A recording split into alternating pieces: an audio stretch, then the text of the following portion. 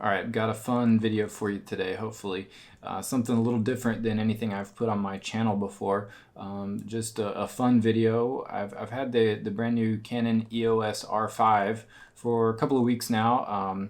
And recently, just a few days ago, I had a chance to take it to the Animal Kingdom at Walt Disney World. So I thought it would be fun to do a video sort of POV style and put on a GoPro and just sort of show you in person how I would shoot a whole ride at Disney.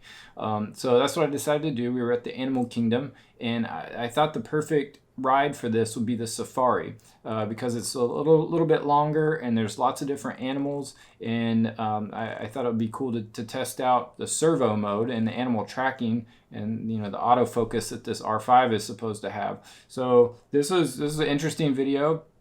You'll see a bunch of different animals and sort of how the tracking was able to keep up. I was honestly pretty surprised going from, hippopotamus to elephant to birds, like flamingos and pelicans, and we got some cheetahs in there and hyenas. I mean, you'll see a whole wide range of animals. I was really surprised at how well the autofocus kept up.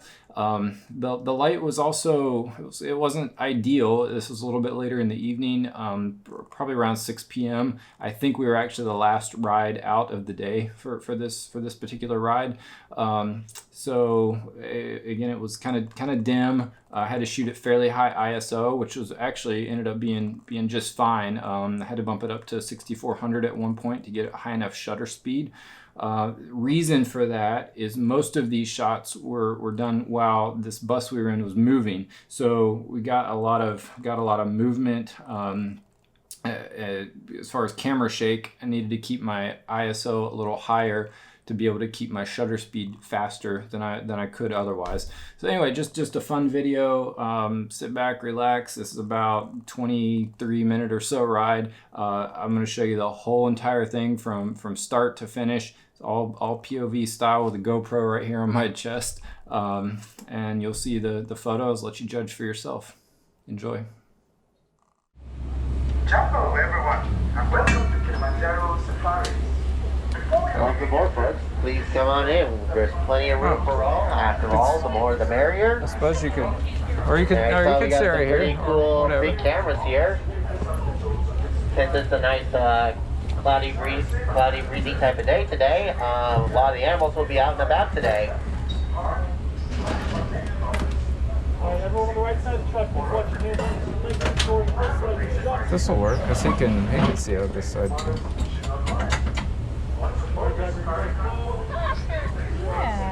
Thank you, Parker. And with that being said, it's time for our safari adventure to begin.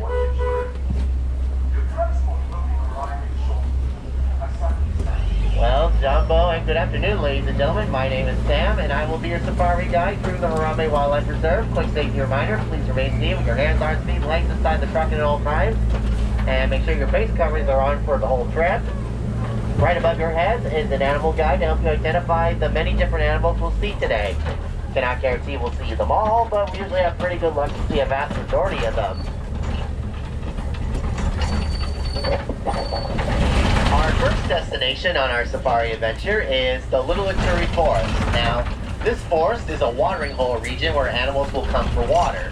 But some animals come and live here to use their natural colors to camouflage themselves from predators.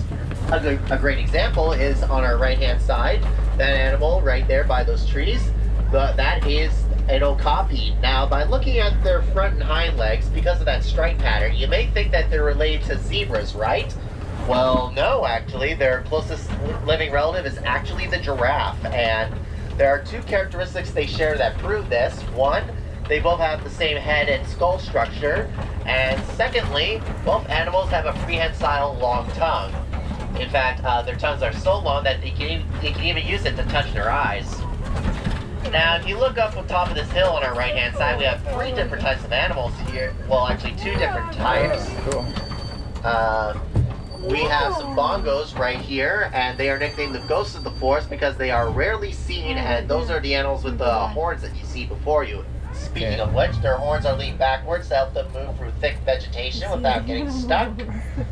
And I'm not sure if you folks can see, but on top of the hill there are some greater kudus there, and those are females because the females do not have horns.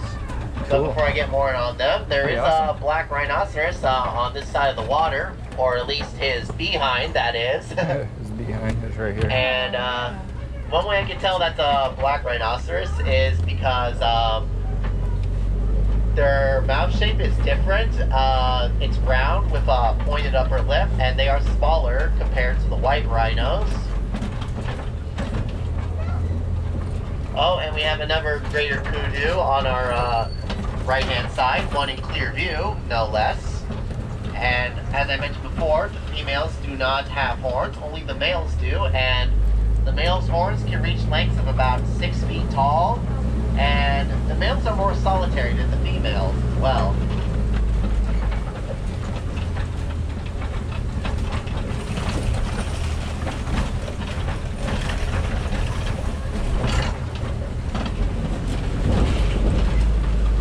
I was also going to mention there's also a yellow saddle-billed stork on top of that hill, Bogosar, but he kind of disappeared into the vegetation. That happens at times.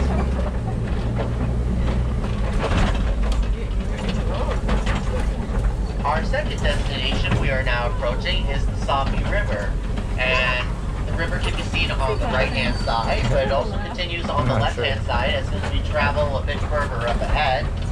And a lot of the animals that reside in this area like to either be in the water or on the water's edge. That's where you'll most likely find them.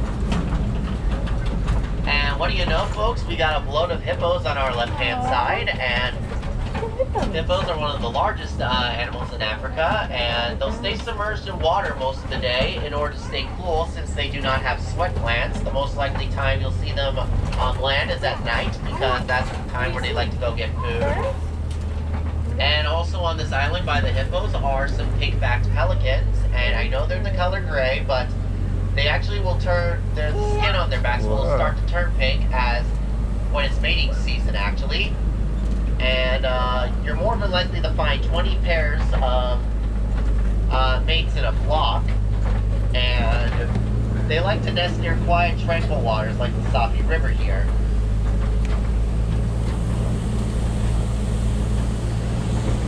And if you look to your left-hand side down below you, there are some Nile crocodiles down there, and they are the largest species of crocodilians out here in Africa.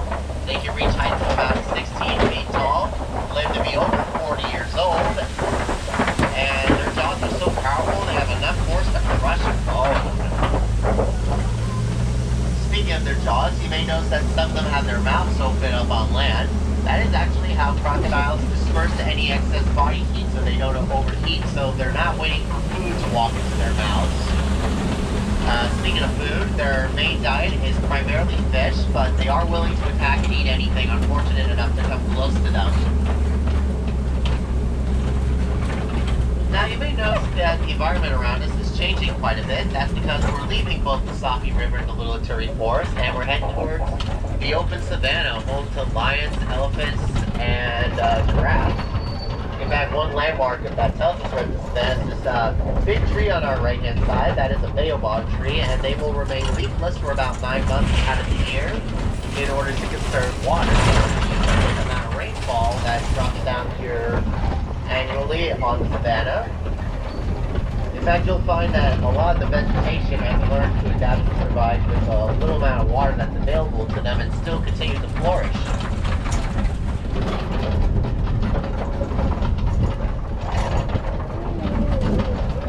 And it looks like the vast majority of the animals are on the other side of the savanna field, but hopefully we'll get to see them once we get closer. It shouldn't be too far away.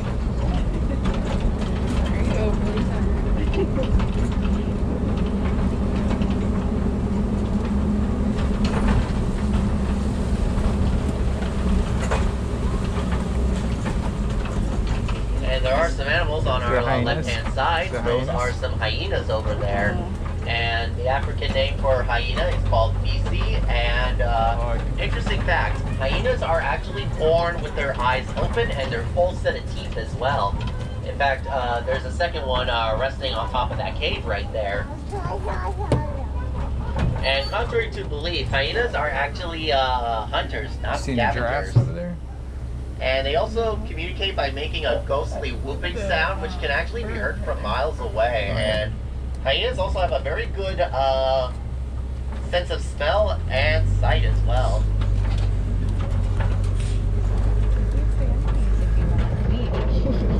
Looking for giraffes and elephants. It's cool.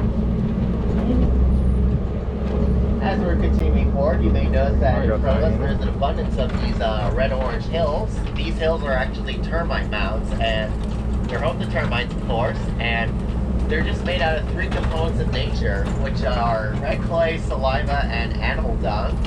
In fact, a lot of big animals will go to these mounds to use it as a natural scratching post.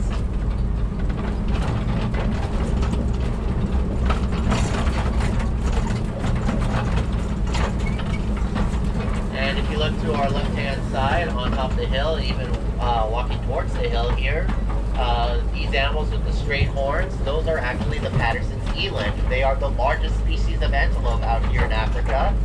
They can reach heights of about 6 feet tall. Both the males and females have horns, and they even decorate their horns with plants and vegetation in order to attract mates.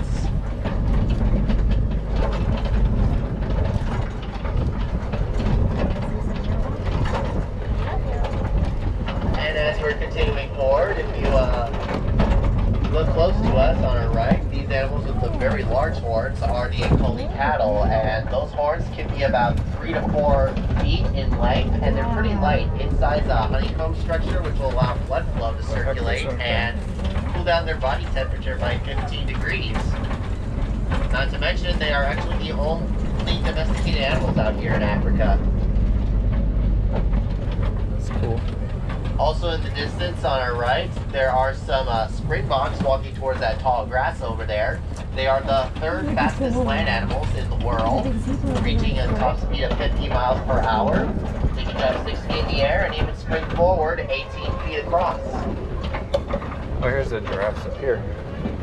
Also, we have some zebras here, and zebras are non-territorial animals. They don't mind sharing land with other animals. In fact, they even use that to their advantage to blend themselves in with other animals, making it hard for predators to find them. And their stripes are pretty unique too. They're not all alike. In fact, they have unique characteristics like our fingerprints. Also right by the zebras are a herd of white-bearded wildebeest, and their African name is called gnu because of the sound they make, which sounds like gnu. And they're one of the few only species that live in densely packed herds, like you've seen before you. The only other species that lives in a densely packed herd are humans. And if you look to your left-hand side, we do have a tower of Maasai giraffes, and I can tell these are Maasai giraffes because if you look closely at their spots, they have wavy, rigid edges instead of a solid outline. Giraffes also happen to be the tallest land animals in the world, reaching heights of about 18 to 20 feet tall. And giraffes have a pretty unique way of sleeping. They actually sleep only for 30 minutes every day. That's all the sleep they need, and they sleep either standing up or sitting down, but never laying down because that would make them vulnerable to predators. Oh, and we have another one close up on our right-hand side, and this one's enjoying some dinner.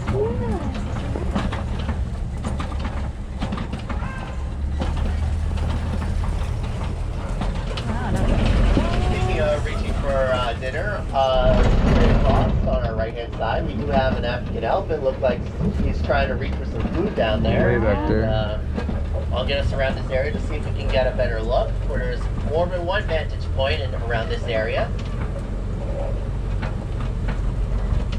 Now, some of you may recall that I identified this African elephant as a him. That is because anytime you see an elephant by themselves in the wild, that's most likely a male, because the males will sometimes separate from the herds to be by themselves. But even at that, elephants are still very social animals, and they won't stay by themselves for long. In fact, they'll either rejoin the herd in a bit, or male elephants just want to hang out with only other male elephants and form their own herd, known as a bachelor. That's basically all male elephants, no females.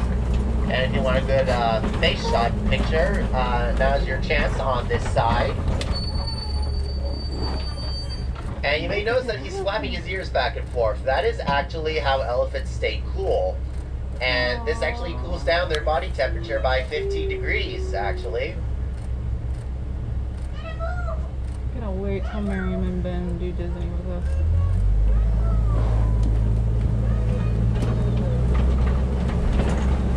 See, a lot of you folks like elephants as we're all gathering around to get that front face side picture.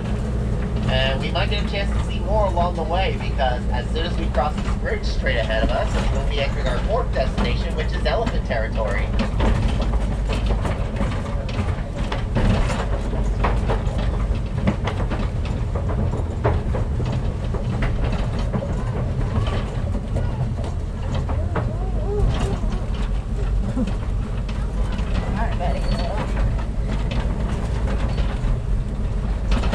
One of the interesting marks that make this part of elephant territory are these red clay cliffs that you see before you that we're passing through. And elephants like to come here because if you look to your right hand side, you can see that the walls are scratched, and those are caused by elephants and their tusks, because they actually break up the red clay to consume it to get some important minerals in their diet.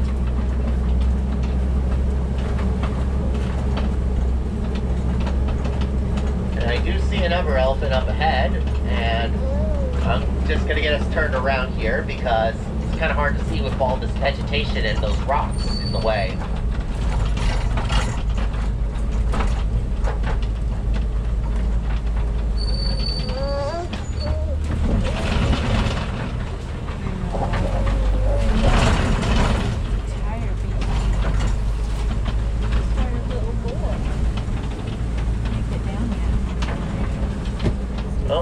And behold, we have some more elephants on our left-hand side, and there's even a baby elephant right next to this baobab tree where I'm pointing. Now, an African elephant's main diet mainly consists of a variety of plants, which range from grass to leaves to roots and even fruit as well. In fact, one elephant can consume as much as 300 pounds of food a day.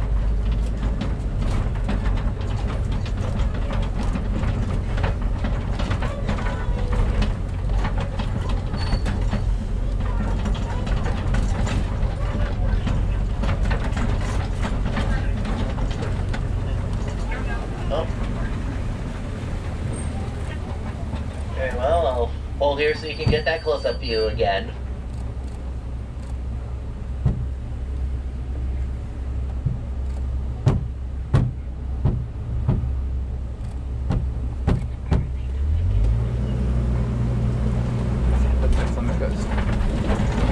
Now on your left-hand side, we do have some flamingos, and these happen to be the greater flamingos to be exact, the pinkest out of all the flamingo species in the world. An interesting fact, by the way, flamingos are actually born the color gray, not pink, because if you look closely, there are some flamingo chicks down there, and that's how they're born, the color gray, but they will turn pink as time would progress, thanks to their primary main diet, which is briny shrimp, and the shrimps themselves are high in keratin, and the keratin is what will give the flamingos their pink colors later in life. Yeah. We are now entering the west end of the savannah, and if you look up straight ahead, we do have a crash of white rhinos in front of us. And anytime you see a group of rhinos together, they are called a crash. And I can tell these are white rhinos because, as I mentioned, they have a different mouth shape. They have a broad, square-shaped mouth. They're also larger than the black rhinos. But both species of rhinos actually can charge a top speed of 35 miles per hour. And Oh yeah, I got the one. they also have a very good keen sense of smell as well. And you may notice that some of them have some dry mud on their skin.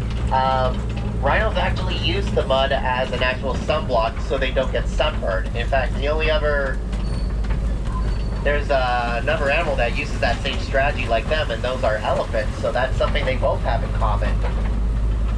Another thing elephants and rhinos have in common is that they have no natural-born predators in the wild, but their biggest threat is humans because of poachers.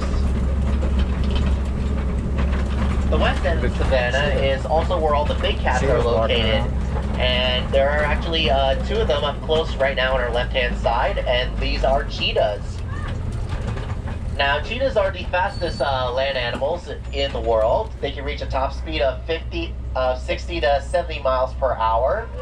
And unlike most big cats, they prefer to hunt during the daytime rather than night. And they rely on their speed to catch their prey rather than power. So they can actually be easily overpowered by other big cats. They also don't make any roaring sounds. They actually communicate through a series of high-pitched chirps.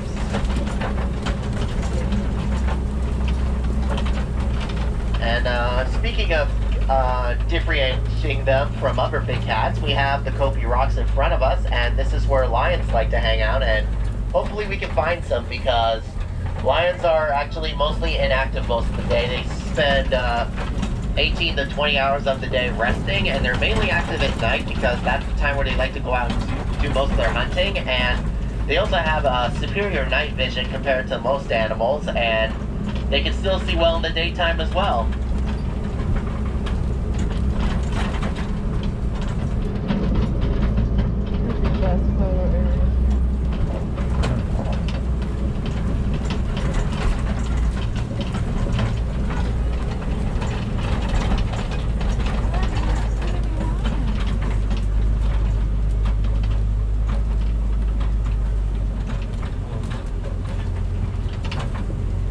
Like they're inactive right now.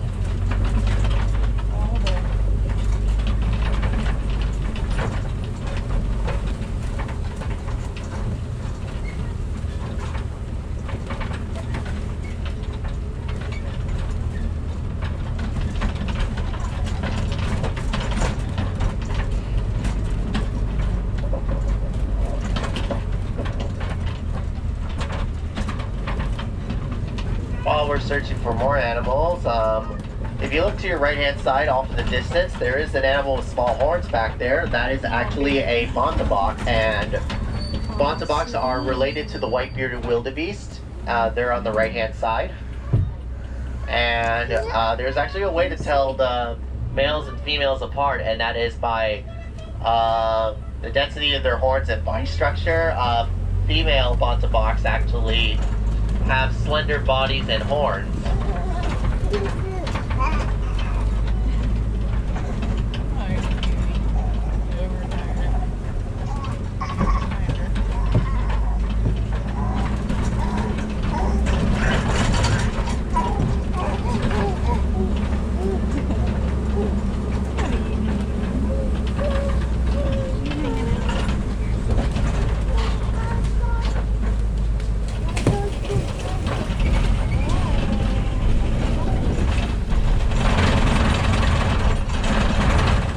We are now entering the Bugatti Glen, and this is a more shady area of the savannah where animals will come here for shade, but they'll also come here for water, as there is a water source up ahead.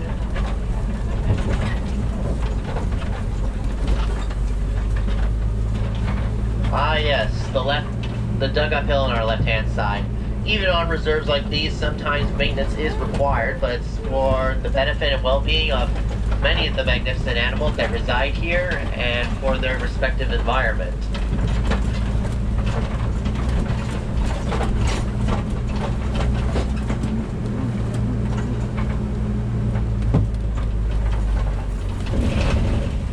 By passing through this gate, we have now left the Harambe Wildlife Reserve, and we're on our way back to the Harambe Village.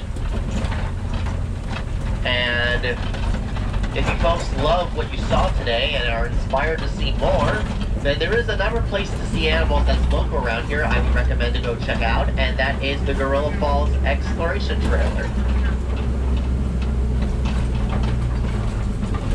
Down this trail you can find gorillas, tarantulas, naked mole rats, meerkats, and of course the colorful African birds. In fact, some of these birds actually build their nests almost in a dome shape, kind of like a beehive shape almost. And that's pretty fascinating. And there are also some familiar faces down there as well, like okapis and hippopotamus, and you can even get close-up pictures with them. So I wouldn't want to miss it.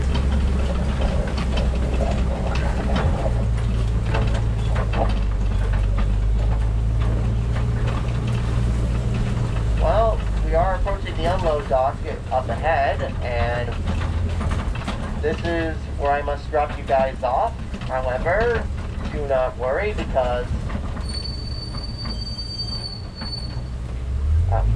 looks like I'm being directed to go to the other one. No matter. All leads to the same place.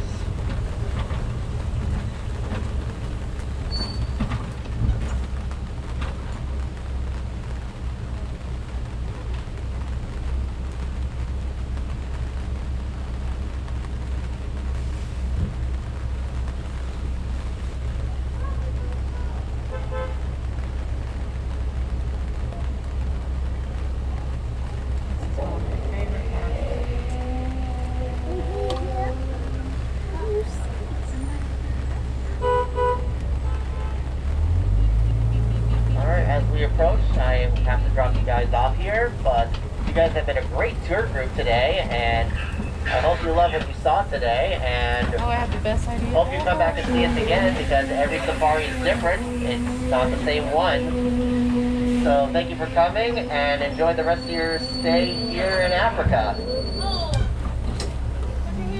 Feet and leg doors are opening on your right. Take care, ladies and gentlemen.